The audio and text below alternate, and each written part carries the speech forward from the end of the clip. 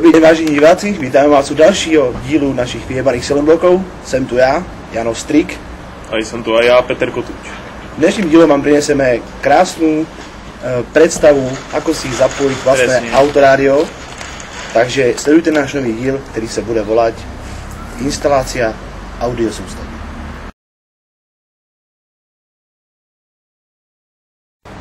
K inštalácii autorádia budeme potrebovať kvalitné autorádio a montážnu sadu, ktorá obsahuje prívodný kabel k autobatérii, prívodný kabel k anténe a spústu voľakých pripojení treba na myčku, pračku alebo nejakú navigáciu, ako budete chcieť. Klapka, jedem!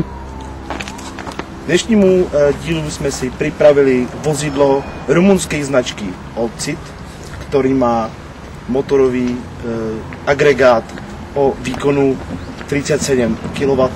Ale to nie je dôležité, pretože budeme dneska inštalovať audiosústavu.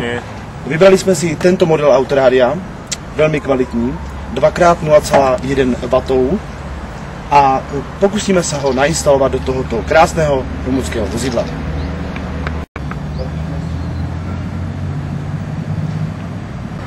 Nachádzame v kabíne vozidla, kde budeme sa snažiť nainstalovať toto autorádio. Jako hlavne musíme zaistiť spínaný kabel číslo 15, ktorý pripojíme na spínacú skrienku, akože takto. Je to tento káblik. Títo dva nie sú dôležité a tento je dôležitý. Žlto-zelený. Žlto-zelený. Tento dáme siemka do spínacej skrienky. Týmto máme pripojené spínanie s kľúčkom. Ďalší konektor je napájenie, áno, správne ako Peter ukazuje. Zapoj to prosím ťa do hlavného prívodu elektriny. Hej, to je kontakt číslo 30. Hej. A nyní sa budeme zaobírať zapojením reproduktorov, ktoré sú na týchto krásnych barevných káblikoch. Dobre. Nájdeme si voľaký káblik, ktorý je, máme tady montážnu sadu. Montážnu sadu. Nájdeme nejaký vhodný káblik. Tento, to je on. Tento, áno, dobre, ďakujem. Tento pripojíme štandardným spôsobom do autorádia. Hej. Asi takto. A nyní sme pripravení na prvé spuštenie autorádia. Nie, Juraj, ešte nemáme pripojené konektory na reproduktory. Áno, správna poznámka. Takže konektory na reproduktory. Lebo reproduktory máme tu namontované. Áno, na tejto strane. Vývody sú už vyvedené. To sme udělali pretože je to montáž náročná veľa na čas, hej. Takže tu je to pripojené. Nyní to pripojíme normálne, standardne ke kabelům autorádia. Volá čo to nejak zaonačí? Normálne klasický elektrikársky spoj, hej. Toto sa hodí, na túto inštaláciu potrebujete montážnu sadu, ktorá sa dá kúpiť s našim produktom, ktorý sme vám predstavovali minulý diel. A to byl, čo to bylo? Power krabica. Power krabica, hej. Takže pokud máte našu montážnu sadu, tak krásne takto môžete nainštalovať. To nie je problém. Dávaj na to. Hej. Nyní je teda pripraveno rádio ke spuštení. Si jistý, že to môžeme spustiť? Ja si myslím, že jo, lebo 15 hej máme spínanú. Jasné. 30 je pripojená. Jasné. Tudíž máme i prúd na vlastne na pamäť autorádia. Jasné, to je pravda. Reproduktory sú pripojené. Ja myslím, že zabudli sme ešte na jednu dôležitú vec a to je anténa rádiu. Anténa. Nalezneme ju. Nie, tu mám ja. Tento kontakt. Áno, tento. Tento kontakt zapojíme do... Toto sa navíja jack. Jack 6.4? 6.3?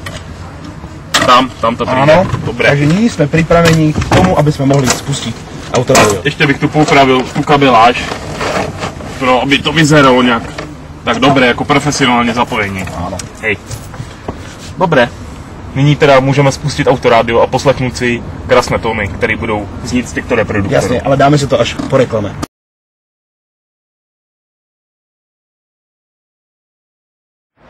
Ahoj, ja som Laco Sok zo spoločnosti vyhozenepeniaze.sk a dnes by som vám chcel predstaviť nový produkt Srnkosled.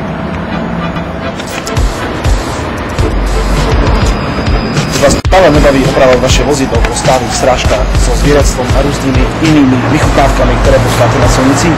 Srnkosled je pre vás to najlepšie riešenie strážce akýmkoľvek zvieratom na silnici. Použite náš Srnkosled.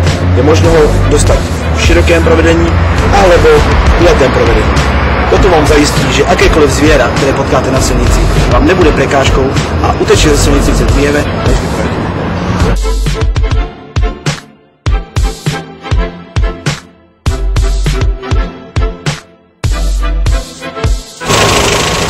Pokud si objednáte náš Srnkosled, můžete dostat tento krásný telefonát zcela zdarma. Proto telefonujte na toto telefonní číslo a cena ta je velmi zaujímavá. Pouhých 1993 eur.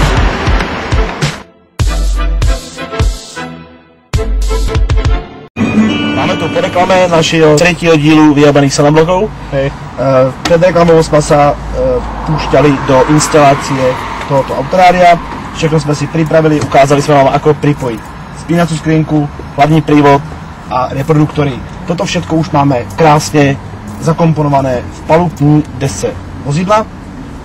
Připomínám, že je to rumunské vozidlo Olcit. Hej, dobre. A nyní sa už môžeme krásnym spôsobom pustiť do zapnutí autorádia a vychutnání si krásných tónů, které z těchto autorádia pôjdu. Ještě bych rád podotknul, že autorádio nie je dobré púšťať moc na hlas, protože neuslyšíte hukačky, saničku, hasiča. Mohlo by dohýt k veľké nehodě. Jasné, takže střídmo, s rozumom, krásně vychutnávat si tyto tóny. Takže můžeme pustit. Takže ideme na to. Dobré, Jano. Myslím, že jsme to krásně připojili. Krásné stredy, krásné výšky. Aj basy jsou dobré. Čistý zvuk. Basy prídu teprve. Ale Aj. Peter! Aj, do Peter! Do piče! Peter! To si tady javolil! Nehaj se!